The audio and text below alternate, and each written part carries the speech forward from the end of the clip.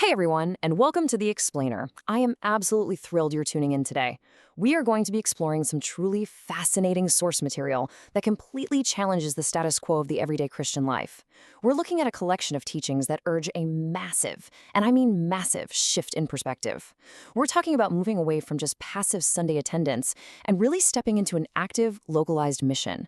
If you have ever sat there and felt like, there just has to be more to your faith than simply sitting in a pew, you are going to absolutely love how these sources break it all down.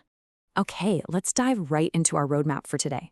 We're going to cover waking up the sleeper, redefining the greater works, the reality that you are already sent, the power of testimony, and finally living the sent life. We're moving straight from deep theology into actual practical life application, so let's get into it. Starting off with Section 1, Waking Up the Sleeper. The sources ask this incredibly piercing question right out of the gate. Are you treating your spiritual life like an early morning alarm? You know the exact feeling. The room is perfectly cool, your bed is incredibly soft, the alarm starts blaring, and you just blindly reach over and hit the snooze button. Well, the teachings suggest that a lot of well-meaning people are doing exactly this with their faith. They've just gotten way too cozy with showing up solely to receive a message, literally hitting snooze on the actual work they are called to do. The source references Ephesians 5:14 here, and this brilliantly illustrates a massive misconception we often have. This sleeper being talked about, it isn't someone entirely outside the faith. No, the sleeper is a comfortable person already sitting right there inside the church. It's a major wake-up call to those who have become passive, urging them to rise up and step into their active calling. That takes us to Section 2, Redefining the Greater Works. Okay, so according to the text in John 14:12, Jesus promises that believers will do even greater things than he did. Now, the speaker in the source emphasizes a really key phrase here, whoever believes. Listen, this mandate isn't just reserved for those with a fancy seminary degree or a popular podcast or a title like pastor. It is literally for whoever believes. But that begs the question, right? What exactly are these greater works? It's super easy to misunderstand this. The sources make it crystal clear that greater works does not mean you're going to suddenly start flying or walking on water by next Wednesday. Actually, scratch that. It's got nothing to do with comic book superpowers at all. Instead, the greatness lies in the scope and the scale. Think about it. Jesus spent 3 years in a very small, contained geographical area. The greater works are about multiplying the message of the gospel across the entire globe through everyday believers just like you and me. The speaker uses this absolutely beautiful metaphor of a candlelight service. Jesus was the original candle, right? But at Pentecost, the Holy Spirit empowered 120 ordinary people, basically creating 120 brand new candles.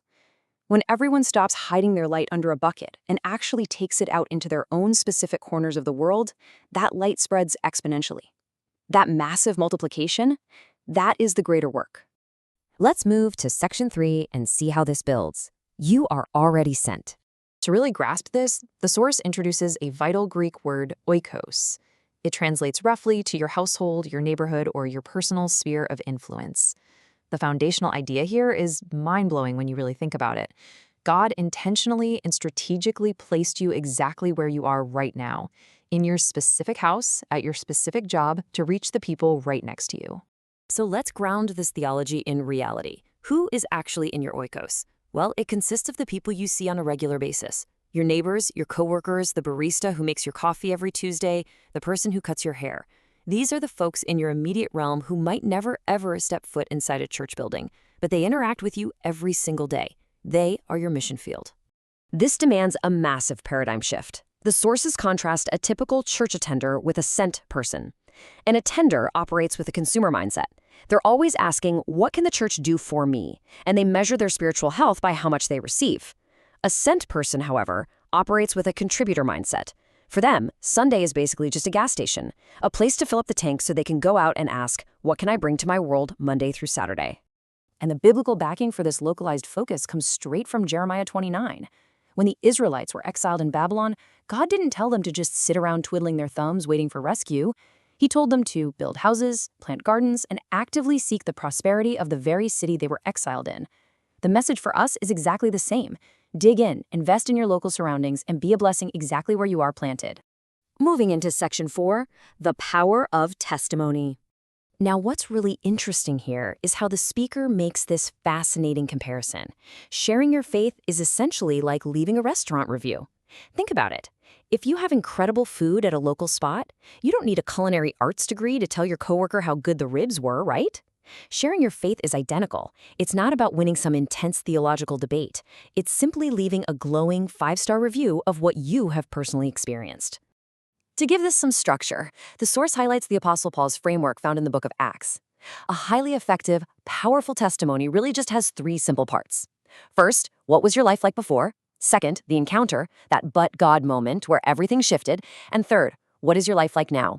It doesn't have to be some overly dramatic, cinematic event. It just has to be uniquely yours. The ultimate proof of this simplicity is the amazing story of the blind man in John 9. When he was ruthlessly interrogated by the religious leaders, he didn't bust out complex theological answers. He just gave the most undeniable defense possible. He basically said, "Look, I don't know all the answers. All I know is I was blind and now I see."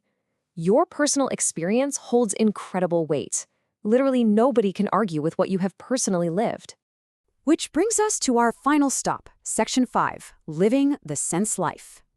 So, what does this all mean for us? How do we take action? The source brings up a really wild story from 2 kings about 4 outcast lepers. During a terrible famine, they stumbled upon an abandoned enemy camp, entirely filled with food, gold, and supplies. At first, naturally, they just gorged themselves. But then they had this realization. Wait, this is a day of good news, and we are keeping it to ourselves. What we are doing is not right. They recognized a deep moral obligation to share their abundance with a starving city. So the absolutely crucial point we need to take away is this. The world does not need a flashier church program or a better marketing strategy. The single greatest evangelistic tool in the world is still just an awake, compassionate person showing up in actual, everyday life, completely refusing to give up on the people around them. The sources actually give us 3 highly practical baby steps you can take this very week. And no, you don't need to be an extroverted street evangelist to do this. Step 1, pick just one name of someone in your oikos. Step 2, commit to praying for them daily. Step 3, just say hi. Seriously, just ask them how they are doing. You don't need to force a 20-minute sermon on them. You just need to start building a genuine human connection. The reminder here is so powerful. You don't need a plane ticket to do the greater works. You just need a willingness to step right into the mess of everyday life. As the source material mentions, you have to be willing to get your hands a little dirty, step out of that comfortable bubble of just hanging around other believers, and keep your foot on the gas in your own neighborhood. So we arrive at the ultimate question presented by these sources. You already have the tools, you already have the calling, and you already have the icos right there around you. You are equipped and you are sent. So will you continue to just hit the snooze button and politely cheer from the comfortable sidelines? Or are you finally ready to wake up and go? Thank you so much for joining me on this explainer. I really hope this sparked some curiosity and challenged how you view your everyday sphere of influence. Keep learning, keep growing, and I'll catch you on the next one.